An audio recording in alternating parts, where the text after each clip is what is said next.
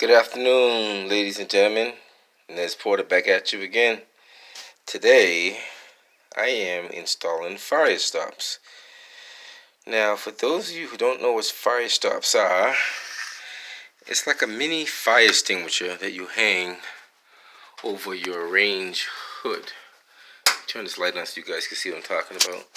Now, in the event that something caught on fire on the stove, the fire will connect to a wick that be hung up here and extinguish the fire. I'm not going to demonstrate how it works because that's very messy. But if any of y'all ever saw how they work, they're extremely messy. So I'm going to open up this thing here. Now, they already got the magnet on there.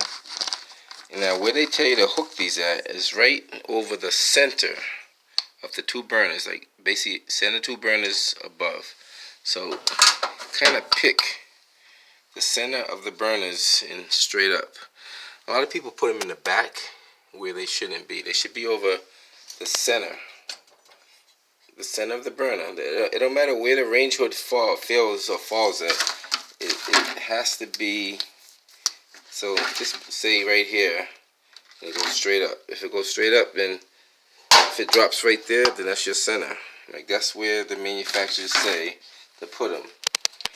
One very important thing I try to tell people about these fire stops, and a lot of people don't listen to me.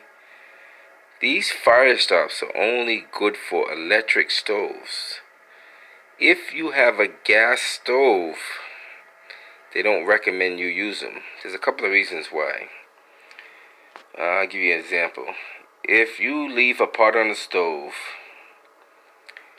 and it catches on fire, the wick burns out and puts out the fire, but guess what? You have a gas still leaking.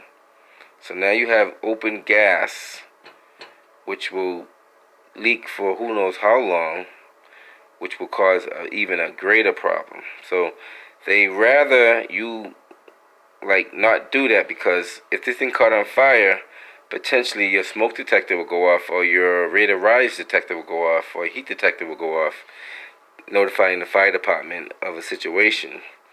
But if there's a gas leak and there's no notification, you come back, I don't know, 5 hours, 6 hours the next day, you have a potentially more dangerous situation.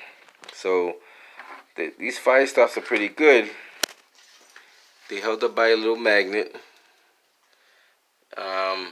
This little wick right here is what actually ignites. So this little wick my finger's touching, the flames will actually ignite that wick. That wick will burn like a candle. It will cause this thing to open up like a fire extinguisher, and it'll put out your flame. So once again, I checked with the manufacturers, and I'm pretty sure it's in these instructions as well. Do not put these on a gas operated range because of that reason. If you ever put out the flame, you still have gas leaking, you have a problem. So they recommend these for electric stoves. I could be wrong. If I'm wrong, somebody let me know, but I'm pretty sure they tell you that. I don't know what this is, but I put this on here too. This is like some kind of warning. It's just telling you about the my focus is not that great either. Don't know why. But that's all, guys. I just want to show you fire stops and what they're good for. They're a little expensive. I don't know what these cost now. I know these cost $5 a fire stop, so probably 10 for the pair. The prices may have went up since the last time I had to purchase them. I'll have to check the books and how much we pay for these. But they're a little on the expensive side, but they're worth it, because if you ever have a fire, they will put out your stove. And these are the new stoves that have these little sensors on them. If this senses the stove too hot, it actually opens up the circuit, and so this burner doesn't overburn itself. Then once it cools down to the desired temperature, it recloses. And also, you can't use any pot or pan on these things. It has to be a flat pot, completely flat. It can't be round or bowled in the middle. It has to be completely flat to like kind of depress this down. If you look at it, it's not completely level. So in order to be level, a part's gonna depress that down, and that's an added safety protection. So that means your part is not getting too hot where it could potentially cause a hazard.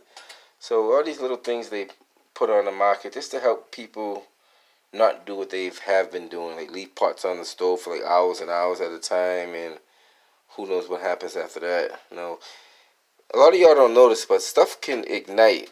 Everything has a self-igniting temperature. So if you get this pot hot enough, this pot, even though it's metal, if it gets hot enough, it will self-ignite. Everything has a combustion temperature.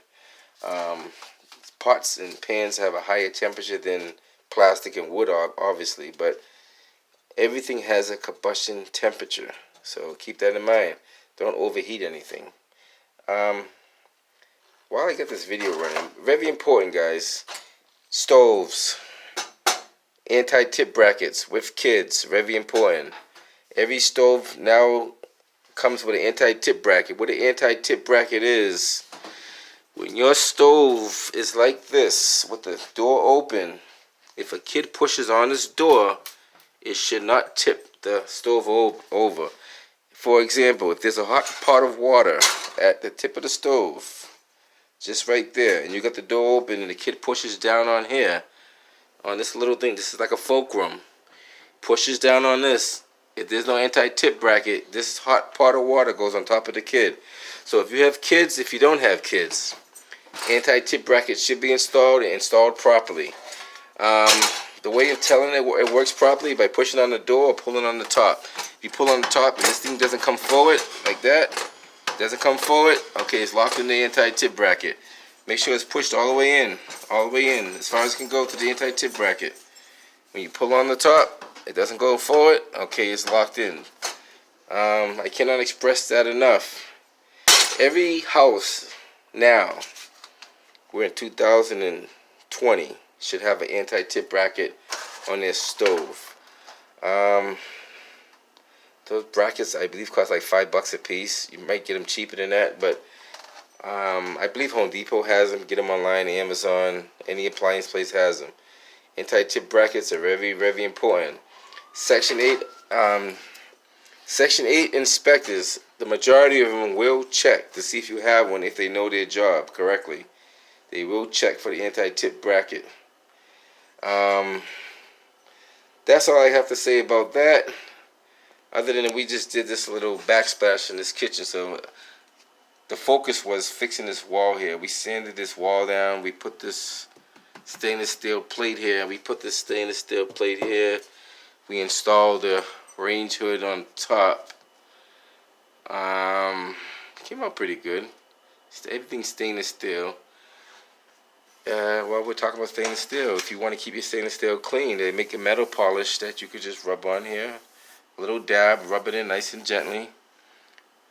Try to go with the grain of the stainless steel, but get it in there. If you don't have the stainless steel, you can use baby oil. Baby oil works just as great. Just get a little dab of baby oil on a microfiber cloth, kind of rub it in nice and gently, and it'll come out perfect. Not gonna make this video too long, guys, but until next time, Nessa Porter signing out. If you like this video, share, like, and subscribe. Take care.